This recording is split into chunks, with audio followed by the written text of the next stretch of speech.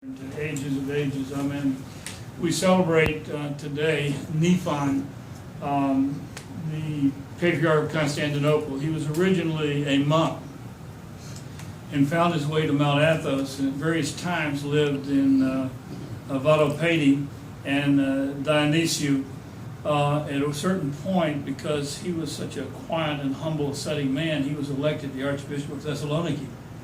And he was in Constantinople on business, and the throne of the Patriarchy of Constantinople was vacant, so they proceeded to elect him the Patriarch of Constantinople.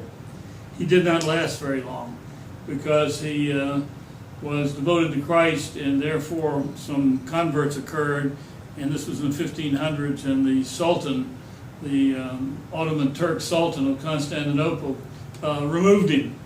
And what happened is that Prince Rakul knew that he was in exile and took him to Wallachia and made him the Archbishop of Wallachia. But at a certain point, the sins of this prince with his extravagant life got to Nephi, and so he abandoned the archbishopric and went back to Dionysius on Mount Athos and lived there peacefully until he died. And I think it was 1504 or 5, if I remember right. We also celebrate today, this is 2 days in a row, we have Smarty Aleck deacons. Okay?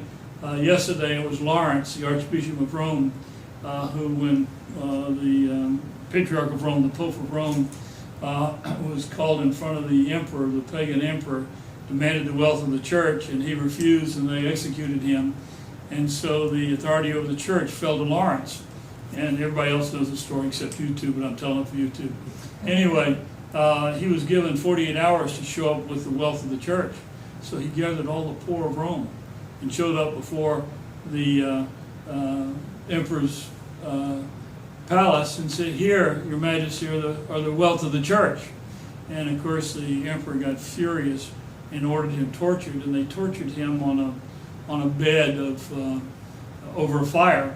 And in the middle of it, he said to them finally, "All right, I'm well done on this side, turn me over." So, but anyway, today we celebrate Euplus, who was a deacon of Catania, one of the cities in Sicily.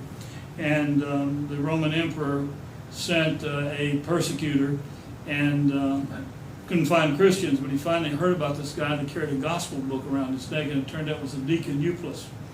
So they hauled Euplus in and began to demand that he recant of Christ and worship pagan deities. So anyway, in the middle of torturing him, he said, "Can't you do any better? This tickles. You know, what's wrong with you people? Can't you do any better?" And of course they finally executed him, and of course around his grave many miracles occurred.